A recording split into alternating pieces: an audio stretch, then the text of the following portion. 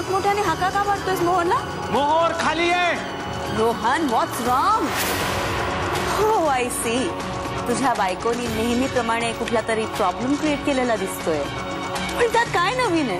आणि तू का रिॲक्ट करतोयस? तसंही तुझ्या चिडण्याचा तिच्यावर काहीच परिणाम होत नाही. वहिनी प्लीज. मोहर, मोहर खाली आहे. आज रोज डोकं नेहमीपेक्षा जरा जास्तच गरम दिसतंय. म्हणजे आज मोहरची काही खैर नाही. गुड. आता इथेच थांबून तिची मजा बघूया. What fun. अहो, काय झालं? मोहर, हॉस्पिटलमध्ये तुझ्या मैत्रिणीला भेटायला जायचीस. तिचं नाव काय आहे ग?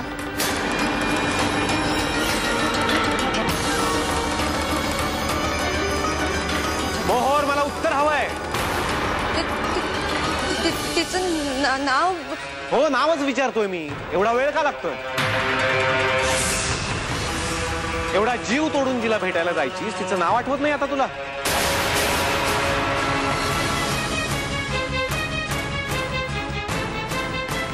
मी सांगतो. तिच्या त्या सो कॉल्ड मैत्रिणीचं नाव आहे पल्लवी माधव तामण. राईट? तू पल्लवीला भेटायला जायचीस ना? मी ते नाही, मला कुठलीच कारण नकोत आता. तुला चांगलंच माहितीये माझ्या मनात, माझ्या घरच्यांच्या मनात त्या मुलीचं काय स्थान आहे. आणि तुला हे पण माहितीये की ती काय वागली आणि किती मोठा धोका दिलाय तिने सगळ्यांना. तिच्यामुळे, त्या पल्लवीमुळे आपल्या दोघांना मनाविरुद्ध लग्न करावं लागलं. आणि तरी तू तिला भेटायला गेलीस. मोहर, तुला चांगलंच माहितीये की मला खोटेपणाची किती चिड आहे. आणि तरी तू माझ्याशी खोटं बोलत होतीस. आणि मी एक मूर्ख आहे या घरामध्ये. मी प्रत्येक वेळी तुझ्यावरती विश्वास ठेवत होतो मूर्खासारखा. किती सहन करायचं मी मोहर? मला नाही सहन होत आहे. मला कुठलंच नातं ठेवायचं नाहीये तुझ्याशी. बस. मी तुम्हाला Shut up.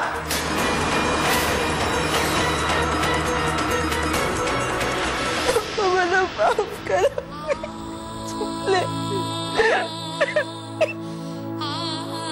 मला माहिती माझी चूक. मी खूप चुकीचं पाऊल उचललं बाबा. मला माहिती त्याच्यामुळे तुम्हाला खूप अपमान सहन करावा लागला.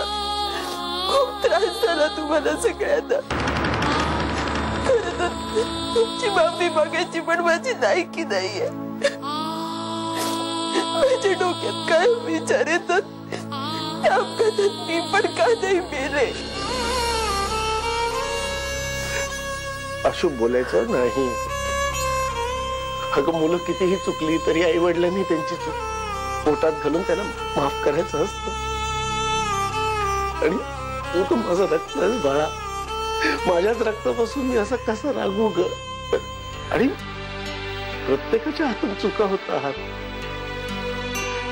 महत्वाचं हे आहे की तुला तुझी चूक म्हणली आणि ती तू मान्य करतेस. बाळा, औपचारिकपणे माफी मागण्यात मोठेपणा नसतो. पण आपण जे केलं ते चुकीचं केलं हे समजून माफी मागण्यात शहाणपणा असतो. आणि माझी पल्लवी शहाणी झाली आता.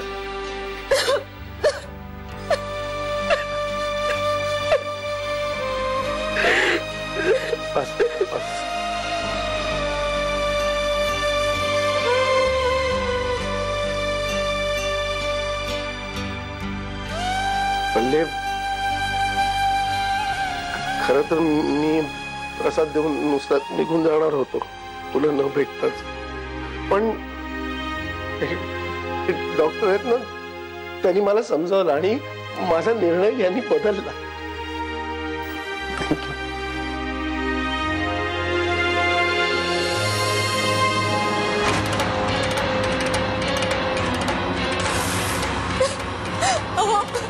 प्लीज माझं ऐकून घ्या. मी तुम्हाला सगळं सांगणारच होते. मला तुम्हाला अंधारात ठेवायचं नव्हतं. हे सगळं बोलून तू तुझ्या मनाचं समाधान करतेस मोहर. आणि हे मला पटतंय असं तुला वाटत असेल ना, तुझा गैरसमज आहे हा. कारण या निमित्तानं तू माझ्याशी किती खोटं बोलली आहेस आठवून बघ ना एकदा.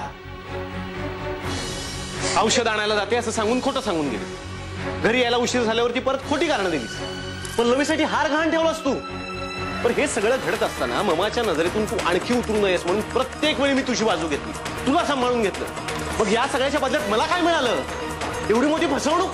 नाही हो मी नाही, मला काहीही ऐकून घ्यायचं नाहीये. तुझी खोटी कारणं तर नकोच आहेत मला आता.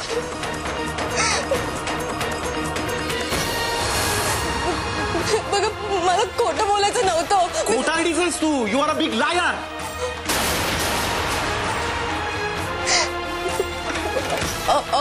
बघा मी तुमचा राग समजू शकते. तुम्ही माझं ऐका ना. मी खरंच मुद्दामून नाही केलं. आता कसं समजावं तुम्हाला. मी आज तुम्हाला सगळं खरं खरं सांगणार होते. अहो तुम्ही मी माझ्या मंगळसूत्राची शपथ. गरज नाहीये त्याची. काही होणार नाहीये मंगळसूत्राची शपथ वगैरे घेऊन. आणि मंगळसूत्राची शपथ घे. आता ना मला माझाच राग यायला लागला. किती मोठा मूर्खपणा केला यार मी माझ्या आयुष्यात. तुझ्यावरती विश्वास ठेवला मी. तुझ्याशी मैत्री केली. आयुष्यभर तुझं तोंड बघायची देखील इच्छा नाहीये माझी मोहन.